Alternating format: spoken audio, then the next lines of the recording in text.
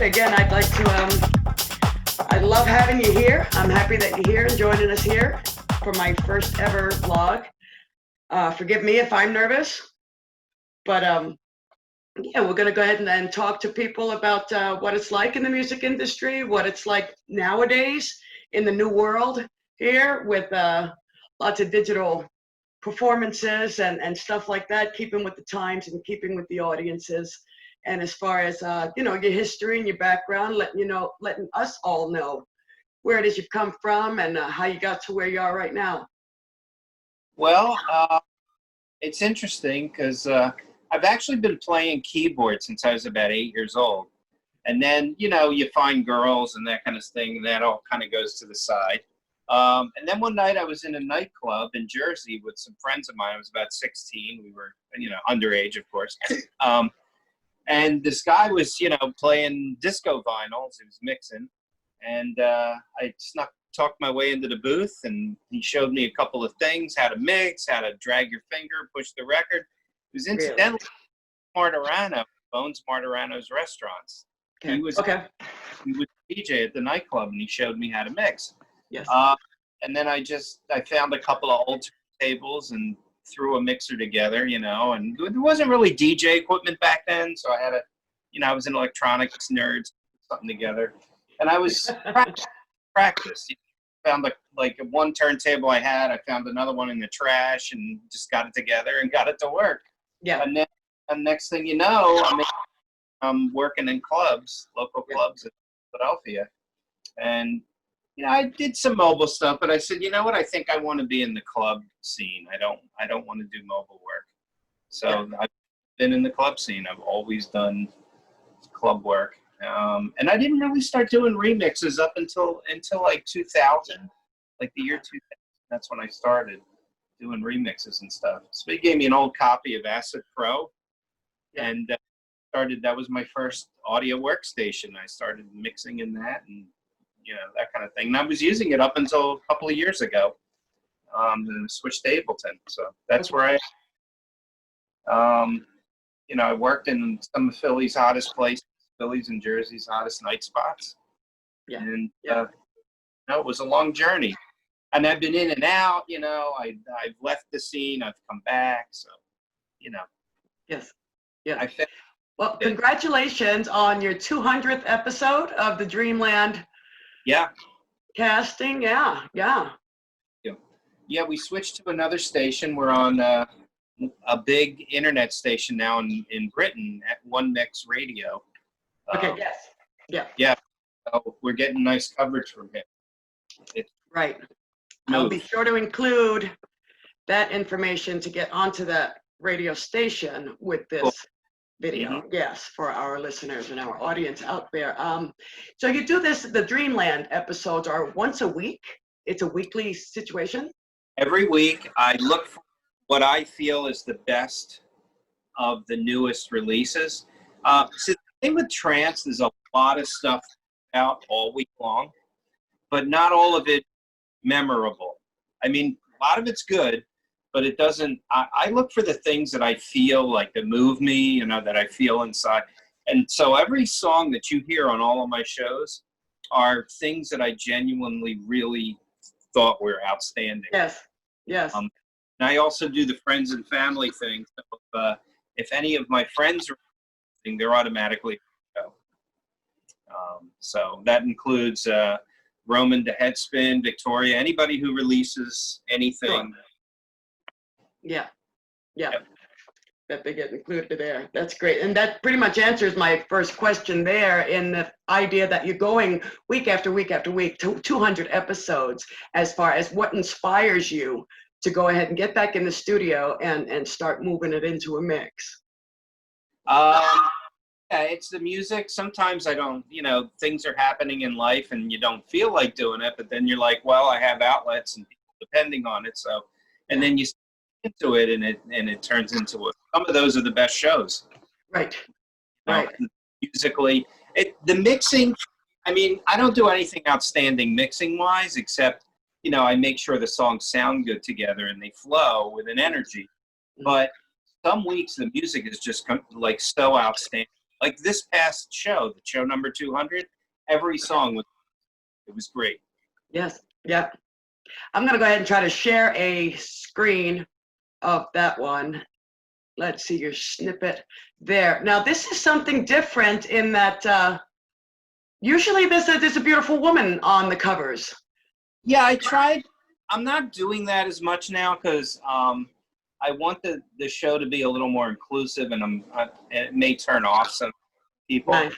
Yes. So I just want to use pictures of events or that. Yeah. Laser show. That's gorgeous. Yeah. So there's the web link also, huh? onemix.co.uk. Right. Yeah. So show 200 marked the first show on that station. Yes. Very nice. Yeah, it's a great sounding. It's on 24/7. You can tune it at any time. You're going to hear all the latest trance stuff. Yeah.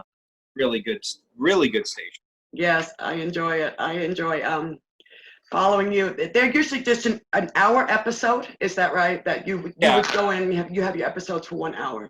It's interesting. When I first started, I was still trying to find my way. So some of the first episodes, the very first Dreamlands, were actually live stream on Facebook. Wow. And then they started to clamp down on all that. So I went to a produced show, and they were 2 hours long. Hard to, it was a burden to get 4 songs, do a mix straight through. It was a little bit of a problem because post-production. So, and then it wasn't all trance in the beginning. It was like all different kinds of music that came from promo only, And then later on, like about show 100 it was about 50 or 60, I think. I started to move into totally trance. Right. Trance shows that I had done before that were actually the best ones, and got the most reaction on the internet. So I decided trance. Plus, I love that inspiration. That's your why and why you keep on going. How about have you found that currently there's maybe myths about DJs and the DJ industry and the mix industry? Are there may be some common myths out there that you debunk that for us? They're facts. So some DJs pre-plan their sets. Gotcha. That's not a problem because I do that too. Sure. But I don't mix the set. I just pick the songs. Depends on the venue. So if I know I only have an hour or half-hour set, I'm going to pick the songs that I think are good and maybe do a rehearsal here and then play live. But there's some DJs that actually record it ahead of time and then play it and make it look like they're doing it, which I wouldn't do. That's not what I don't use sync. I don't use any type of tools to help the records sync together. I've been 40 years, so I know how to mix. Do it. I started with How about people that are outside of the industry? Mm-hmm. I mean, I would think that, all DJs are, kind of a stigma would be all DJs are just, playing in the club and in smoky rooms, and they're just, lazy otherwise, that they're just going out there to make their dollars from the clubs, things like that. Just, I mean, tell us a little bit more about the art, again, of the industry. Yeah. So every DJ has their comfort zone, their comfort level. Sure. So, and we work through that. When I first started, getting any gig in any bar was cool. I was young and I just liked it. Then I started going after places that I knew were higher profile. There was a club in Philly for years called the Black Banana, which was the place to spin. Okay. And went after it, and I wound up, this was in the early 80s, and I wound up working there 3 days a week. I was the head guy there. Wow. So early 80s, yeah. Yeah, and then I went after Club Egypt, which was a big club at the time. I went after working the club nights for a big radio station that was in Philly. So it's how your comfort level and where you feel you want to be. And for a while, I was stuck in the club thing, and then I decided, I want to take it up a notch because I'm going to start producing. and I was producing remixes and stuff. And I said, I want to do bigger gigs. I want to do these high profile, open for these international acts. Sure. And that's what I did. I opened for, I don't know if you could see the little pictures here. So yeah, we see pictures. Yes. Cosmic Marcus Gate, Schultz. Mark Schultz. Okay. The 2 last shows that I did, the big high profile. Okay. I opened for those guys. Wonderful. I played some mixes, some remixes. I opened with some pretty dramatic cuts. Can I ask about your opening for that show? About how many in the audience? About how much of a crowd did you have? I don't know. It looked pretty crowded. It looked full to capacity. The club was, everybody was packed in. Sure. Okay. And it's funny because, like, after I'm done, I have to, I don't know if it's like my claustrophobia or what, I have to get out. I can't. Yeah. All the way at the back of the place. Yeah. That can come on me too. Yes. Yeah. Yeah. The opening from Mark Schultz onto bigger and better things, finding your own way and debunking the myth that it's not just about just DJs playing around with some music. It's an actual creative art, and there is a passion involved. Absolutely. And the more you play, the more you get ideas about what you want to do, about how to. You'll play a song and be like, you know what? If I just recut this song a certain way, it'll sound better. Then you go try it. That's where a lot of guys get started doing their own remixes. And I try to do that on high-profile shows. I try to make those songs my own, so the people are like, "Where'd you get that?" Yeah. So that's a DJ Jeff mix right there. Yeah, that's an original. Yeah. Guys, they get their own ideas, and then you start thinking of, after you played enough of a genre, you start hearing songs in your head that you may want to create. So then you have to figure out, how am I going to create this? How am I going to put this down? Get my ideas out of my head. That's the hardest part. That's what literally took me 2 years to get that down pat, where I could get a song out of my head and get it down in the software and get it to work. Wow. Okay. Well, I would say that that's truly a skill. Because you're recognizing what it is you need to do, and you're working toward getting it out of your head, putting it into the mix. But my next question brings about, the fact, obviously you have plenty of skills. You're wonderful at doing what you do, a magnetic personality, but on a professional level, is there something you're not particularly good at? I'm very rusty on my keyboard skills because I haven't actually sat down and played sheet music since I was 14 years old. And why do you think you need that? Why? Okay. Because it's like when you practice piano, like the best piano players have to practice every day. And I'm not doing that. And it's something that I should do. I have my, I have my keyboard here and I put the stuff in. But all my goofs and flubs I can fix in the software. Right. I would like to have better keyboard skills, definitely. Okay, so I didn't realize that, you do a lot of actual keyboard playing into your mixes. Your original music is some of your keyboard? I don't like to use other people's samples. Yeah. Like the recordings of the drums are recordings of actual drums, but I'm not going to take people's riffs or put them in my music. I play everything. Nice, yes, and it's your own. All right, so how about, what would you say is the most common reason for people failing at being a DJ or giving up being a DJ and not pushing on? I was going to cover that, and I think even if it seems hopeless, you have to stick with it. Because, at one point, I was up to like episode 150. I'm like, why do I keep doing this? I'm banging my head against the wall, and I'm not getting the coverage. And every time I get to that point, like episode 100, and because they're like landmark episodes, 100, 150. Sure. Every time I get to that point, that way, something always breaks through and something happens. So I'll get like coverage or, gets into another outlet somewhere. So you have to really stick with it, even if it seems hopeless. Don't give up. And if something doesn't seem to be working, try a different method, like try a different avenue, you know, change your approach, and it always, you'll find a way to break through. And look at what successful people are doing. Look at like Armin van Buuren or Marcus Schultz. Look at the big guys. See how they're, you know, study them, watch their videos, see what they do, see how they perform. So, I mean, it's not just about mixing, it's about making it look exciting too. And you have to actually, there's a performance. Yeah.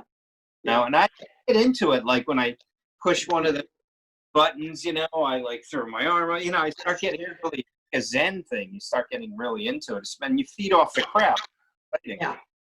So, yeah, that's the thing for me, is watching the crowd react to doing in a positive way. Yeah, exactly. That makes it for me.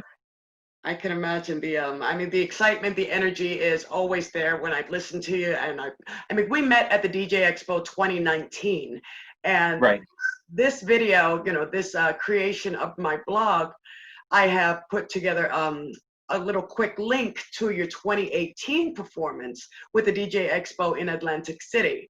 And it's just a quick clip of you, yes. And it's going to be part of this promo and all of this video. So I'm pretty sure whoever's watching now would have already seen that little quick link of you mixing at the Peavey booth there. And you'll see it. And I mean, it's just great. I mean, to watch you, again, very animated, and there's an obvious, very almost tangible, you know, communication of energy, you know, from you, just exuding out to that audience. Of course, it's a small audience. It's just that the convention floor, but I'm pretty sure you had quite the crowd stop and listen to you while you were so happy that we have met. Yeah.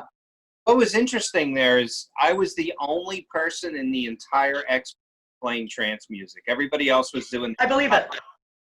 Nobody else was anything close to what I was playing.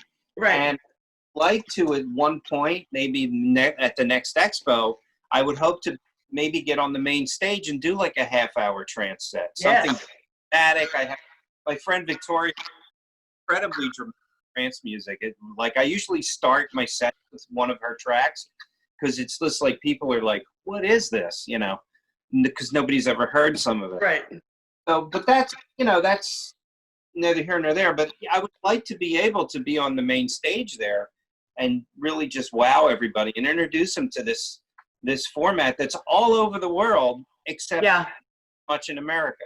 Yeah. I mean, it is so great for me personally, for my workouts. I'm sorry, I can go for the whole hour on my elliptical or over to the ski machine, the ski movement machine. I just go, boom, runs away from me. Of course, sitting here when I'm working, and, you know, for my regular day job. Yeah. I love the trance. I love the trance episodes. I'm not crazy about the vocals, but sometimes they're just fine. You know, it doesn't bug me either way.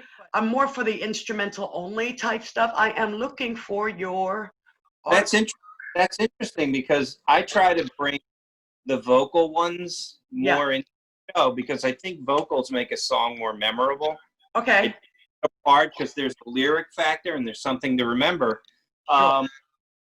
It's funny, there was a promoter at the last DJ Expo who has DJs that he's put into like Tomorrowland, and she told me, and I knew this, but when she said this, I'm like, yeah, you're right. But I knew it all along. I just never really thought about it. She said some of the largest festivals in the world are trance music festivals. Right. Like and you know, Luminosity, you know. Yes. Sounds right.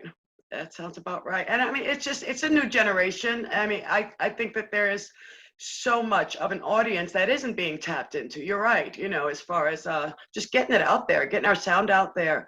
I love it. I am all over it. And I'm trying to find your, I have it up on my screen here. I'd like to share it with the audience here of the You and I mix that you mentioned working with Victoria. How long did you work? I mean, how long had you known Victoria already that you guys? I mean, I just know her through the internet, and she's actually in North Jersey, so it's not that far of a trip. I should have to work with her at some point in the future, but I just know her from the internet, and she has the most incredible voice heard in a long time. Okay. So I really like her vocal. So I've incorporated them in the track. Yes. Yes. And every heard it so far has said like, that's amazing, or her voice is magic. You know, like people are literally saying that on social media. Yes. And I've known that. So that's why I figured my first release, I wanted something outstanding as far as the vocal. Right. And how soon can we expect this to drop? Is it already dropped? It's already dropped, but it's being, I have a feeling it's going to get picked up by a record company in Germany. Okay. That a connection with. So they remaster it and re-release it. Okay. Do you by chance have a clip you could let us listen to? Yes, I do. I have it loaded here because I know. That'd be great. Yes, please. You're ready. Can you hear me? I'll go ahead and let me stop the share from the cover. All right. Okay. Yeah, Ready? on the Ableton equipment. Yeah. Yeah. So it's I'll start at the point where it makes sense. Okay. So you can see these are the different instruments. Yes. And the vocals are right here.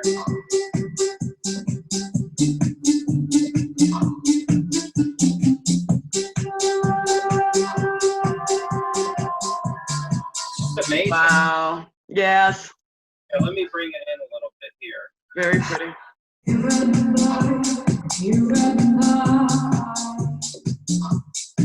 Oh yeah, she got beautiful sound. It's a beautiful sound. That's up on the That's screen. great.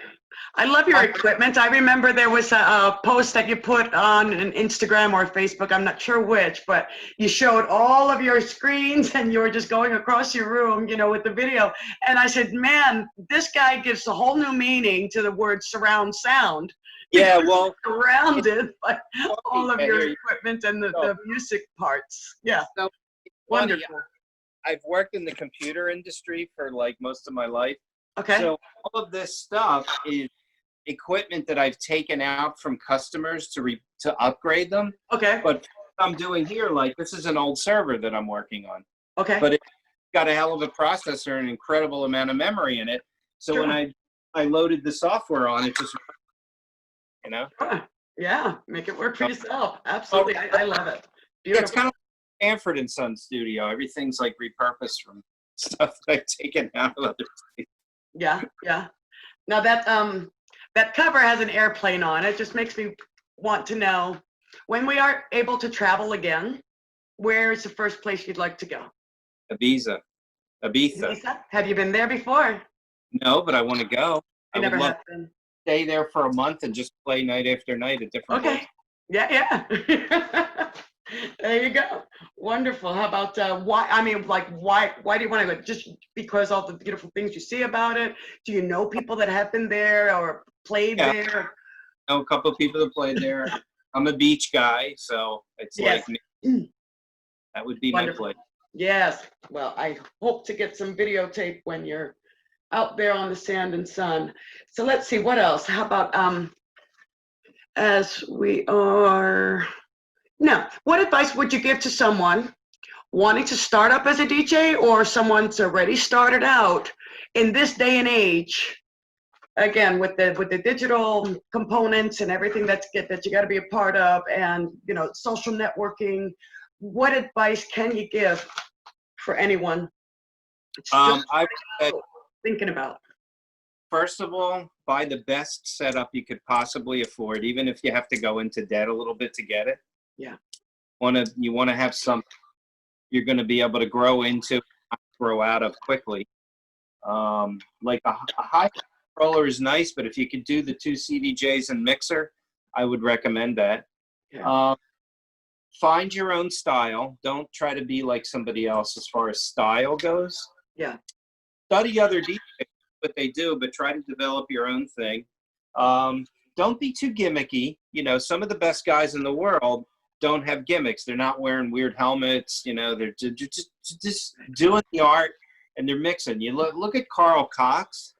He's a guy in an old T-shirt and he just mixes like crazy. And he doesn't really plan. He just runs. He just takes a collection and runs with it every night.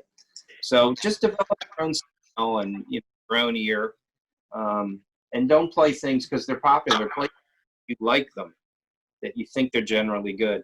There's a lot of this trap where they have like, oh, I got to play this because it's top 40. But yeah, in certain places you have to do that. Like you met me at Chicky and Pete's that time. Yes. Yeah, we have to do that there. But if you're doing a set somewhere, don't do top 40. Do something that's like every song is a wowzer, Yeah. Yeah. So. It's interesting. And again, I am trying to develop, the concept, and what really does work is a matter of personal branding. You don't need a gimmick. You need your name. And then it becomes what you stand for. What can I expect from DJ Jeff Rush? I know that it's going to be exciting. It's going to be energized. No matter where you go, what venue you're into, it's going to be something that comes with passion and thought, and just a true love for making that mix and making the audience, just have a blast. And I know Jeff Rush means great music. Yeah, and so that connecting your name to your brand is what's going to follow you around. And that is something that I would go ahead and suggest to any mixers coming up, DJs, to find your personal brand. Start working into that as far as digitally streaming and stuff like that. You could work with anyone. You're working with Peavey, you've worked with the Dreamland, the studios, and all of these different organizations and the bigger professional, places, but your personal brand, you're making known, on an individual basis. So just like, like Oprah or, Cher, we know those people, and we're going to go ahead and we're going to follow them around. And I know what you bring to the table, and I'm definitely, interested to follow that around. So that would be my advice to the up and comers that are going to go ahead and invest in themselves. Like you said, it might be a little expensive, might be a little bit in debt from it, but you make an investment in yourself and into your future. Right? Mm-hmm. Yeah. So how about, be wrapping up in a minute here. What would you like remembered about you, Jeff Rush? I try not to have an ego. I try to help anybody who, I try to bring people with me and help them. I try to incorporate other DJs into my, if I have a big show somewhere and a long set, I'll try to bring somebody else in, and we'll do a tag team DJ thing if we can. I don't like to spotlight. If it's only like a half-hour set, I have no choice. But if it's like an all-night long thing, I'd rather share it. And Yes. And help people. Help people along the way. That's exactly. Yes. Yeah. That is pretty memorable. And as we come to our last question, Jeff, you've shared so much great insight, really great stuff. I am looking forward to what's coming up, and we'll find that mix drop soon. What do you have in the plans now? What's in the works after this one? Is there another collaboration coming up, or 5 other tracks that need to be finished? Yeah. One I sent off to a friend of mine in LA who's a really good singer. I want to see what she can come up with as far as a lyrics and a vocal track for it. Wonderful. So holding off on that. The song I sent you is only 1.5 minutes long. I sent it to you a long time ago, and I haven't really done anything with it. Okay. So, okay. Yeah. Okay. Well, we look forward to more great things from you. Now, what are 3 tips to success that you would give to the audience? 3 tips for success. Be humble. Be genuinely nice to people. Don't have an attitude, because it turns people off, and people start talking about you off record, and you get a bad reputation. And that has happened to one of the larger name DJs. I'm not going to mention names, but he kind of faded from the scene after a while. And then also just practice your art. Try different things. Try to mix every day. Try to practice and do, try different things. Try your hand to production. You're gonna suck at the beginning. It took me 2 years, and I still suck. But you have to just keep at it and don't give up. Yes. That's great. Great advice. Thank you so much, Jeff. This has been so fun. I will be including some more clips and some more video parts to this YouTube vlog when it does get cast. And you just keep on rocking, keep on making magic, because I look forward to everything that you do. Yeah. Thank you. Thank you very much. You take care, Jeff. Take care. Bye-bye.